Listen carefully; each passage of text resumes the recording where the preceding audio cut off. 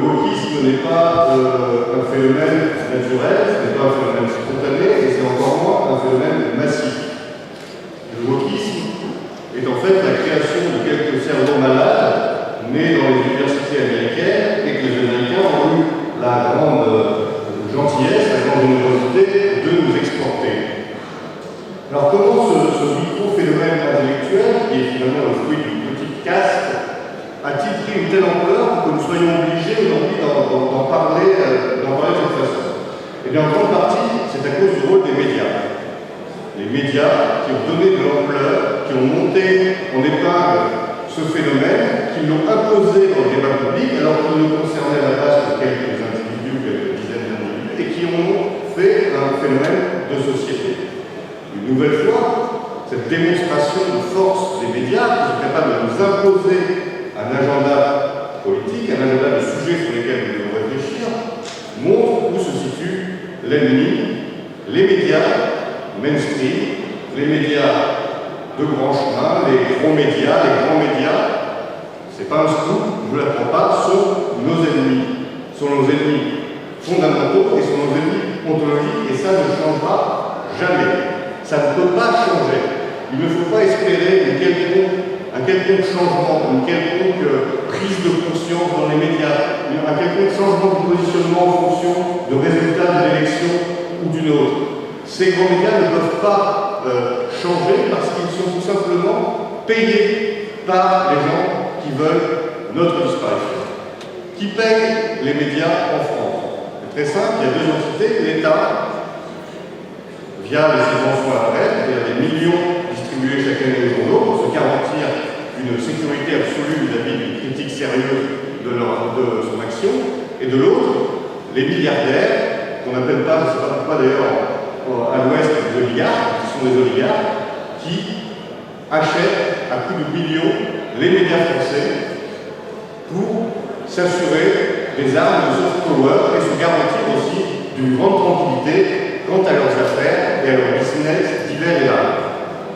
Donc, étant payés, qui paye comment? Les médias sont à la solde de à la fois l'État et l'oligarchie mondialiste. Et ça ne peut pas changer, c'est structurel par le mode de financement des médias.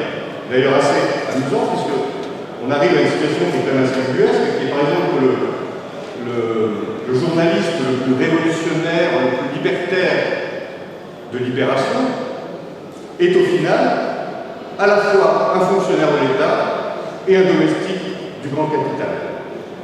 Ceci dit, on peut dire la même chose du journaliste ultra-libéral des Échos, qui veut la suppression quasiment de l'État et en tout cas son non-interventionnisme dans l'économie, mais qui est, dont le salaire est en partie payé par l'État. Donc la structure médiatique française, et de la France, on parle plus spécifiquement de cas français, est ontologiquement à la solde de nos ennemis, et on ne peut pas espérer l'évolution, même quand certains médias se piquent d'anticonformisme, s'amusent à inviter quelques journalistes un petit peu moins conventionnels, un petit peu moins aplatis, et qu'ils offrent quelques minutes d'antenne sur des heures et des heures de programme à un journaliste en fait un peu plus intéressant, ou en tout cas moins acheté qu'un autre. Ça reste tout ça du domaine du spectacle. On donne l'illusion de la pluralité tout en servant continuellement les mêmes intérêts qui sont ces intérêts de l'oligarchie libérale mondialiste. Donc il n'y a rien à espérer de ce côté-là. Pas faire d'entrisme, vous devenez un employé de l'ennemi.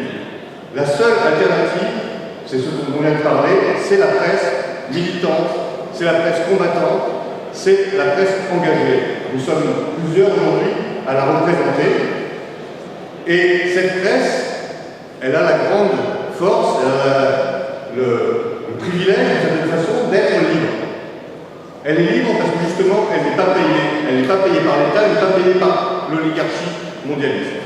C'est ce qui fait sa force, c'est ce qui fait que vous pouvez la consulter en sachant que les journalistes qui sont derrière ces journaux sont honnêtes et font un travail honnête et libre. C'est fondamental. Mais cette liberté, elle a une contrepartie. La presse combattante, la presse militante est libre, mais elle est pauvre. Elle est pauvre et donc elle a peu de visibilité, elle a peu de diffusion et donc elle est limitée dans sa capacité d'action. C'est donc pour ça que je reprendrai le propos qui a été dit tout à l'heure. Nous avons besoin fondamentalement de lecteurs engagés, de lecteurs qui sont impliqués, de lecteurs qui sont généreux. Je sais bien que tout le monde est extrêmement sollicité actuellement, que la situation économique se dégrade, mais cette presse libre, elle ne peut vivre que grâce à vous, grâce à notre argent. Il ne faut pas avoir peur des mots. On a besoin de cet argent pour vivre, surtout quand, comme c'est le cas pour présent, on cherche à lancer une nouvelle structure, un hebdomadaire grand public, national, catholique et identitaire. On a besoin de votre argent, on a besoin de vous. Sans vous, rien ne se fait. Voilà. Et je sais bien qu'on a toujours l'impression, peut-être on donne l'impression de mendier en permanence. Mais c'est notre seul moyen de rester libre. C'est fondamental. La deuxième chose que je voulais vous dire, en étant très rapide, parce que je sais que vous avez déjà largement dépassé le programme, c'est que ici, il y a des gens avec des sensibilités très différentes. Il y a des gens avec des lignes qui ne sont pas les mêmes. Il y a même des gens qui ne s'apprécient peut-être pas forcément humainement plus que ça. Mais il n'y a pas d'ennemis, il n'y a pas de concurrent. Chaque titre, quel qu'il soit de notre famille de pensée qui disparaît, c'est une catastrophe pour l'ensemble de notre famille. Ça ne peut réjouir personne. Ce qui, au contraire, la multiplication des titres, la multiplication d'initiatives, ça crée de l'enthousiasme, ça crée de l'émulation, de la saine émulation, et on peut comme ça conquérir de nouveaux publics. Nous n'avons pas de concurrents, nous n'avons pas d'adversaires, nous sommes trop peu nombreux, nous sommes trop faibles. Chacun sur notre position, nous défendons le même idéal, et c'est donc pour ça que je vous invite évidemment à vous intéresser au nouveau présent hebdomadaire que nous tentons de lancer, mais de défendre évidemment toutes ces petites citadelles de la résistance que sont les titres de la presse nationale. Je vous remercie.